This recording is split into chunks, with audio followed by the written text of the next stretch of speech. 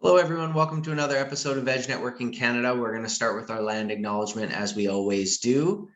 We acknowledge, honor, and respect that much of the land that we are gathered on is part of traditional unceded territories of many different Indigenous peoples of Canada.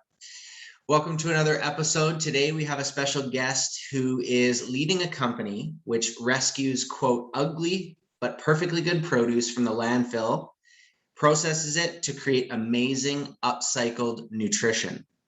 He is a former professional hockey player playing in the NHL with the Colorado Avalanche, San Jose Sharks, and the Calgary Flames. He is a Rice University guest lecturer on food waste, an active angel investor, and real estate developer for the past 10 years. Veg Networking Canada is pleased to introduce co-founder of Outcast Foods. Welcome, TJ Galiardi. Thanks for having me, guys. I like the intro. Did I hit Galiardi right? Yeah, no, perfect. Awesome. So why don't we jump right in? Why don't you tell us more about your own personal vegan plant-based origin story? Yeah, so as you alluded to, I played hockey for a number of years, and I kind of stuck with the traditional hockey player diet growing up and kind of in my early years in the NHL. But my wife, who was my girlfriend back then, actually was kind of one of the original vegans. She was doing it before anyone really was talking about it, and there were no restaurants out there, and I don't think the options were nearly as vast as they are now. So she kind of started talking to me about it, obviously, just because it was a big part of her life. And I was kind of set in my ways for a number of years, just used to the habit of eating the way I was. And I thought in my head, okay, it's what got me here to the NHL, so I got to just keep going with it. But she slowly just kind of, I saw how good she felt all the time, and eventually I just started taking a few things out of my diet, and immediately seeing results: just better sleep, better recovery, overall less indigestion, anything like that. And eventually, I just one day I said, all right, enough's enough. We were actually in Prague on a vacation, and I had a chicken schnitzel that was kind of nasty, and said, this is it. And I haven't touched a piece of meat or anything like that since then, thankfully. And now we have two young kids. They're vegan, and a lot of people around me have kind of made the switch as well, including my dad, who was a longtime meat eater and always had a piece of meat on his plate. So it's cool to see the transitions. That's really cool that the sort of origin stemmed from family and then just grew into more family taking that on. We don't normally have professional athletes here, so I have to ask the question, and maybe you're not still connected with players, I don't know, maybe you are, but do you know if this is becoming more of a common thread within professional sports going vegan? Yeah, absolutely. I mean, when I was playing near the end of my career is when I switched to plant-based, and no one was doing it other than me that I knew of on my team. And then I had heard about a few guys on other teams that were kind of dabbling into it, and maybe one or two guys that were full on. But nowadays, I think you'd be hard pressed to find a team that doesn't have at least one guy that's vegan. I think most teams probably have at least three, would be my guess, just from conversations I've had with former teammates. But it's growing fast, and I still think there's a big bit of a stigma around it, where some guys don't want to talk about it because they have a fear of a backlash from people if they have a bad game, saying, oh, well, you're not eating meat or something stupid like that. But for the most part, it's grown significantly, and there's a lot of outspoken athletes that are vegan now, which is really great to see. Really great to see. And you're right, they are becoming increasingly outspoken across sports, right? Like the Tennessee Titans, we know about them and their team. The Ryan something, professional pitcher for the Tampa Bay Devil Rays, as well, more outspoken. So that's really, really cool. Thank you so much for sharing. So Veg Networking Canada, all about where vegan plant-based companies connect and collaborate. So tell us more about when entrepreneurship started for you, and what that spark was like.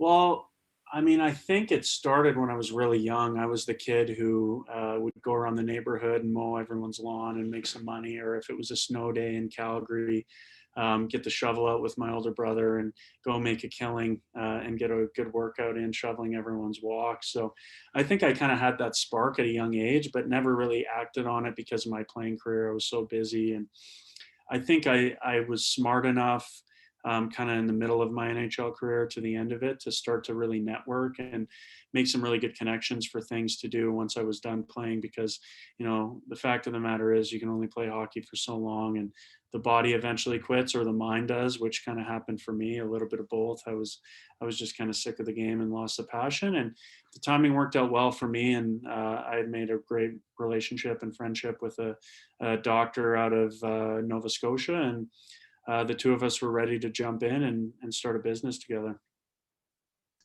Outstanding, incredible. So you're in a really unique industry. I mean, upcycled nutrition, that's not, everywhere, right? But with all that being said, what are some trends in your industry? Yeah, I mean, obviously, it's not direct, but indirectly, I think when you're dealing with upcycling, it is kind of plant-based is pretty synonymous with it. So a lot of the businesses in this place, they would have better for you snacks that are all plant-based, just kind of healthier alternatives. So that's obviously one thing. But I think in general, upcycling as a whole is a trend, right? So no one, if you would have asked someone, 3-4 years ago, 5 years ago, what's upcycling, they'd be like, you mean recycling, right? They would have had no idea what it even means.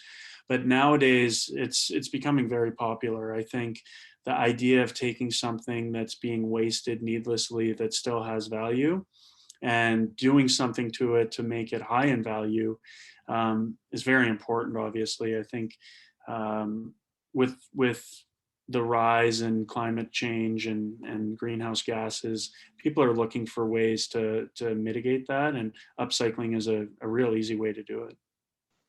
Is it safe to say that, recycling might be more akin to sustainability, whereas upcycling is more akin to regenerative?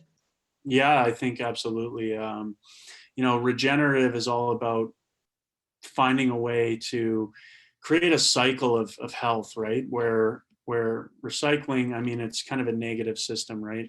You're taking, I guess you call it like virgin goods, and then you're reusing them again, which is great. But what we're doing here with upcycling is we're reducing waste, which is so important, and finding use to make it where you don't have to do something over again, right? So let's take the example of us, where let's say we'll get a truckload of bananas from our grocer partner that show up and they're too yellow as opposed to green. They want them to last on the shelves for a long time.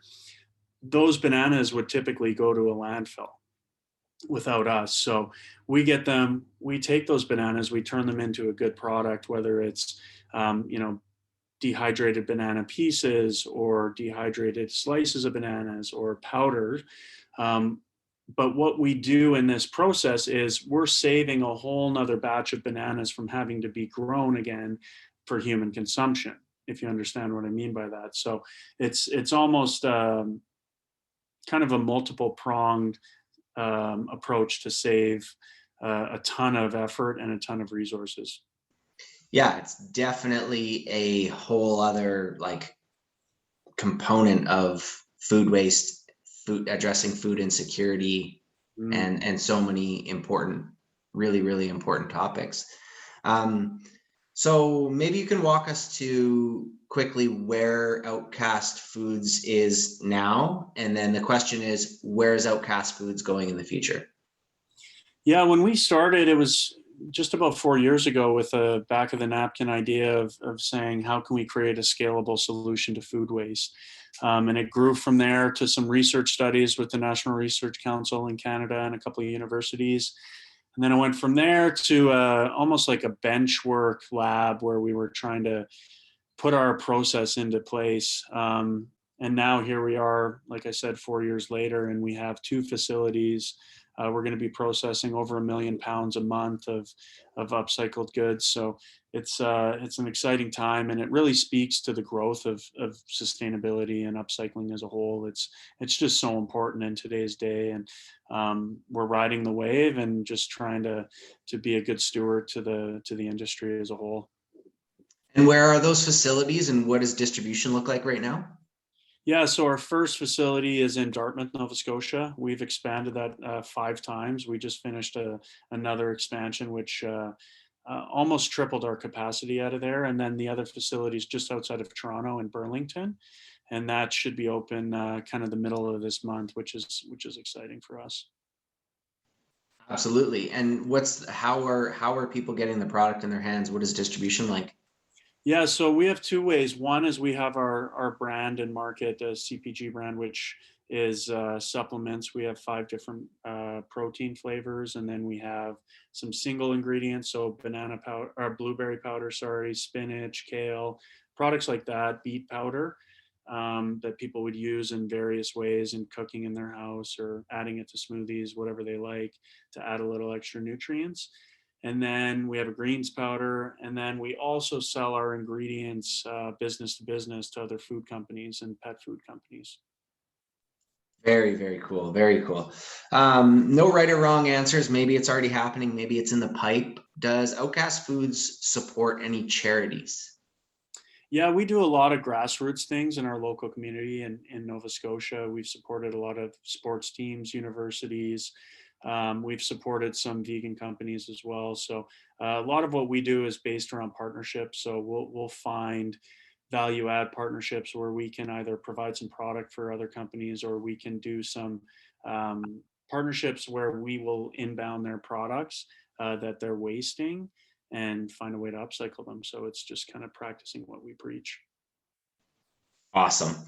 All right. This is a great question for you because not only are you an entrepreneur, but there's that common thread that a lot of entrepreneurs have, which is that competitive, athletic kind of innate background. So maybe looking at it from both lenses, maybe an athlete, maybe an entrepreneur, books, podcasts, or apps that you would recommend that maybe we don't know about. That you wouldn't know about. Well, I mean, you probably know about this, but How I Built This is a great podcast, NPR podcast. I'm trying to think of any other podcasts that you guys wouldn't know about.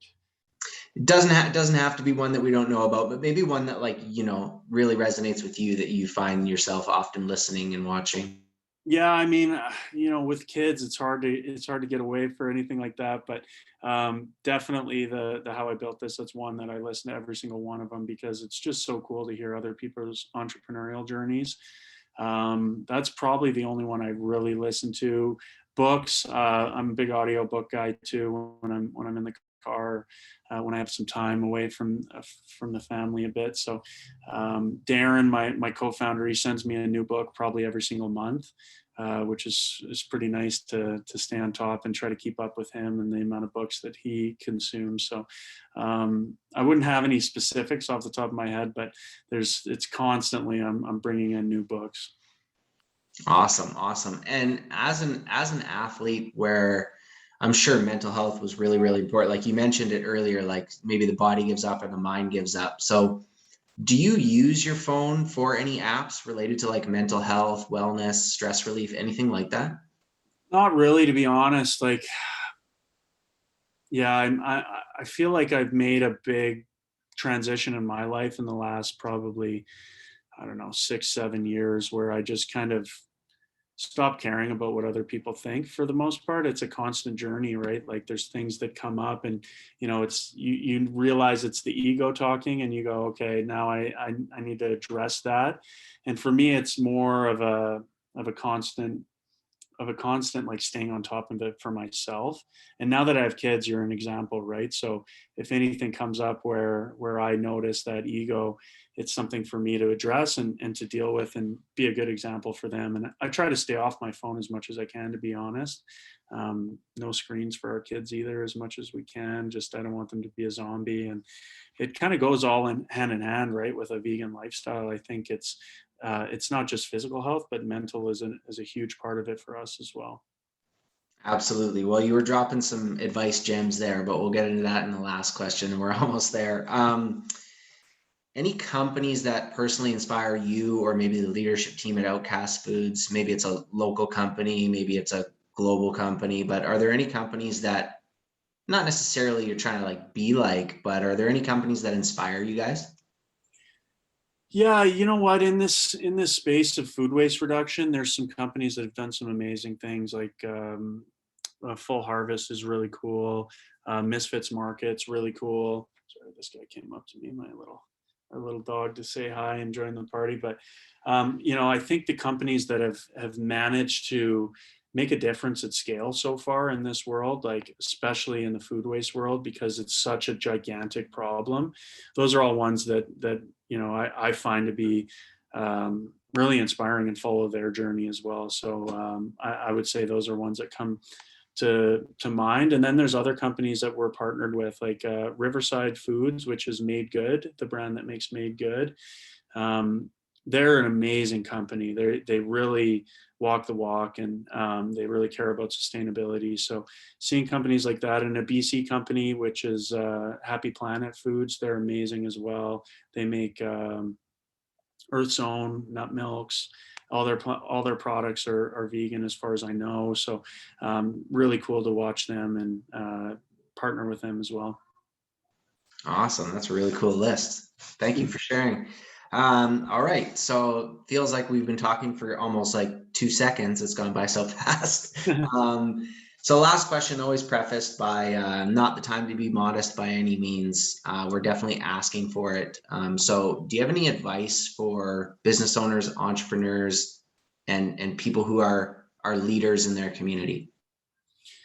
Yeah, I mean, for the business side, the thing that I've learned the most is that, it's not rocket science. Like, you can figure everything out. When I transitioned from hockey to business, there were so many things that I didn't know. But nowadays, with Google and with all these online presence, like, you can learn anything.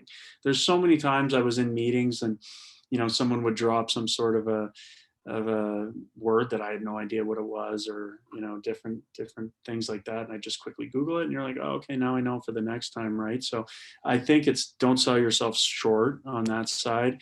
And the other thing with business is, obviously you need to add value all the time, right? Whether that's as an employee or whether that's through partnerships with other companies. It's something that we've strived to do with Outcast, and it's paid dividends for us. So you can't just go and ask for something. You gotta be giving something as well.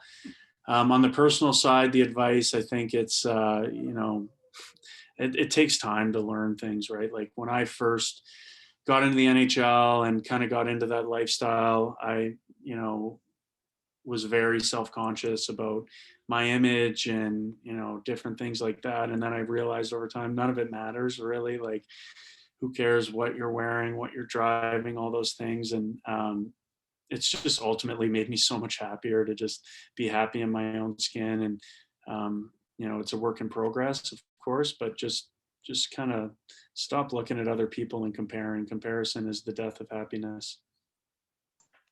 Boom. Yeah, that's incredible. Absolutely incredible. So with all of that being said, TJ, before we outro you and tell folks where they can find you guys online and on Instagram, is there anything else that we missed, or anything else that you want to mention? Uh, I mean, I think everyone that's vegan knows this, is it's just only getting better, right? Like, there's new restaurants every day. Anytime we go to a new city, whether that's traveling or even when I used to play hockey, like, you can find a vegan restaurant anywhere now. I remember I was in Siberia, Novosibirsk, Russia, and there were 2 vegan restaurants, like, in the middle of nowhere. So it's come a long way now. And you go to New York and there's probably 200 vegan restaurants there. So it's growing rapidly. So it's an exciting time to be vegan, and hopefully everyone that's kind of on that journey can keep advocating with their dollars, and see more companies come along that are making a difference. What an inspirational way to end that. Voting with your dollar really does matter. All right, folks. Well, you heard it here. TJ Galiardi dropping complete knowledge, at the same time coming from a place which is great advice, which is a daily practice of stripping away the ego. Remarkable insights for sure. You can find out more online, www.outcastfoods.com, just how it sounds, outcastfoods.com. And on Instagram, it's a little bit different. It's at Outcast Mission, just how it sounds, on Instagram at Outcast Mission. TJ, thank you so much for being a part of Veg Networking Canada. Happy to have you. Thanks, Justin. I appreciate the time. All right, everybody, take care.